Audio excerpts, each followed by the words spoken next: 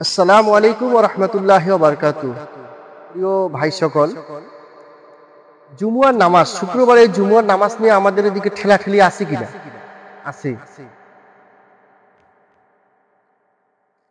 সঠিকভাবে আমি যদি বলতে চাই যে জুমুয়ার নামাজ কয় রাকাত, তাহলে 2 রাকাত। যেটা ফরজ সালাতটা হয় সেটা হিসেবে ধরা হয়, আর বাদ বাকি এগুলোর হিসাব ধরা যাবে না। যেমন আল্লাহ রাসূল সাল্লাল্লাহু আলাইহি সাল্লাম বুখারীর হাদিসের মধ্যে বর্ণনা করেছেন, আল্লাহ রাসূল সাল্লাল্লাহু আলাইহি সাল্লাম বলেছেন যে জুমুয়ার নামাজ যখন তোমরা মসজিদে যে উপস্থিত হবেন, মসজিদে গিয়ে উপস্থিত হবেন, তখন তোমরা 2 রাকাত নামাজ আগে পড়ে নিও। বসার আগে 2 রাকাত নামাজ আমাদের পড়তে হবে। আমরা তো গিয়ে কি করি, আমরা কোথাকার কি সেই পূর্বপুরুষের কথা আমরা জানি যে আমাদের মসজিদে গিয়ে আগে একটু বসতে হবে, বসে আগে কোনো কিছু একটা দোয়া পড়ে তারপরে আবার দাঁড়িয়ে তারপরে আমরা নামাজ শুরু করব। কিন্তু না, আল্লাহ রাসূল সাল্লাল্লাহু আলাইহি সাল্লাম বলেছেন যে তোমরা মসজিদে গিয়ে আগে 2 রাকাত নামাজ পড়বে, 2 রাকাত নামাজ পড়ে তারপরে বসবে।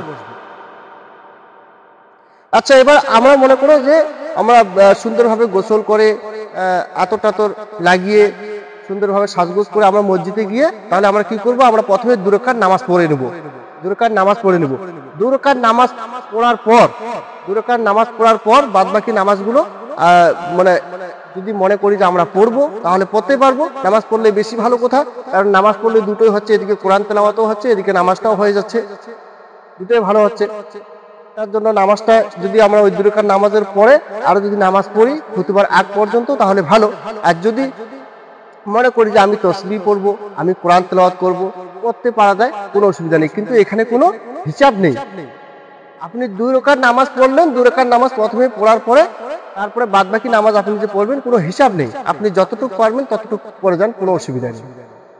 তারপরে খুতবা হচ্ছে। খুতবা এবার আমাদের মনোযোগ দিয়ে শুনতে হবে। খুতবা হওয়ার পরে আমরা যেই জুমায় যে ফরজ সালাতটা হয়, সেটা জামাতের সঙ্গে যেটা হয়, সেটা 2 রাকাত আমরা সেটা আদায় করে নেব। 2 রাকাত আদায় করার পরে এখানে দেখবেন অনেক মুরব্বী মানুষ যে বাধা করে যে মসজিদ থেকে এই নামাজের পরে তোমরা কেউ যাইতে পারবে না।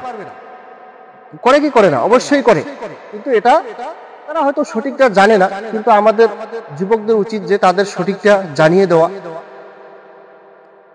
সেখানে আল্লাহ রাসূল সাল্লাল্লাহু আলাইহি সাল্লাম বলেছেন যে তোমরা মসজিদের যে জুমার নামাজের ফরজ সালাতের পরে তোমরা ওই বাদাল জুমুয়াটা সেটা মসজিদে যদি পড়ো তাহলে 4 রাকাত পড়ে নাও, আর যদি মসজিদে না পড়ো, যদি বাড়িতে এসে তোমরা পড়ো, তাহলে সেখানে 2 রাকাত পড়ো। ওই 4 রাকাতের যেটা নেকি, ওই 2 রাকাতের সেটাই নেকি। সুবহানাল্লাহ! কত সুন্দর একটা হাদিস আমাদের চোখের সামনে হাজির করে দিয়েছে। ফরজ সালাতের পরে আমরা 4 রাকাত, তাহলে বাদল জুমা যদি মসজিদে পড়ি তাহলে 4 রাকাত পড়বো, আর সেই নামাজটাই যদি আমরা বাড়িতে এসে পড়ি তাহলে আমাদের 2 রাকাত পড়তে হবে, কিন্তু নেকিটা সমান হয়ে যাবে। এখানে আল্লাহ রাসূল সাল্লাল্লাহু আলাইহি সাল্লাম আরেকটা হাদিস বর্ণনা করেছেন। এখানে আল্লাহ রাসূল সাল্লাল্লাহু আলাইহি সাল্লাম বলেছেন যে তোমরা বাড়ি থেকে কবর বানিও না, তোমরা বাড়ি থেকে কবর বানিও না। তার কারণ হচ্ছে কবরে তো নামাজ হয় না। তার জন্য সাল্লাল্লাহু আলাইহি সাল্লাম, নবী সাল্লাল্লাহু আলাইহি সাল্লাম বলেছেন যে তোমরা বাড়ি থেকে কবর বানিও না, সেখানে মাঝে সাঝে তোমরা সুন্নত নফল নামাজগুলি বাড়িতে এসে পড়ো। তাহলে তো অনেক মুরব্বী মানুষ আছে এভাবে, অনেক মসজিদে আমি দেখি যে শুক্রবারে জুমার নামাজের পরে ওই যদি মানে কেউ যদি নামাজ পড়ে বাড়ি যায়, তার দিকে একটু রাগ হয়। আবার কেউ কেউ বলে যে না, এভাবে যাওয়া যাবে না, আখিরি দোয়া না হওয়া পর্যন্ত যাবেন না কেউ। কিন্তু আল্লাহ রাসূল সাল্লাল্লাহু আলাইহি সাল্লামকে আমরা অমান্য করতেছি। আল্লাহ রাসূল সাল্লাল্লাহু আলাইহি সাল্লাম বলেছেন যে তোমরা নামাজটা সেই ফরজ সালাতের পরে তোমরা 4 রাকাত নামাজ হয় মসজিদে পড়ো, আর না হয় তোমরা বাড়িতে এসে পড়ো, সেখানে 2 রাকাত পড়লেই হয়ে যাবে। আল্লাহ পাক আমাদের সকলকে বোঝার তৌফিক দান করুক, ইসলামের সঠিক বুঝ জ্ঞান আমাদের দান করুক। আমিন।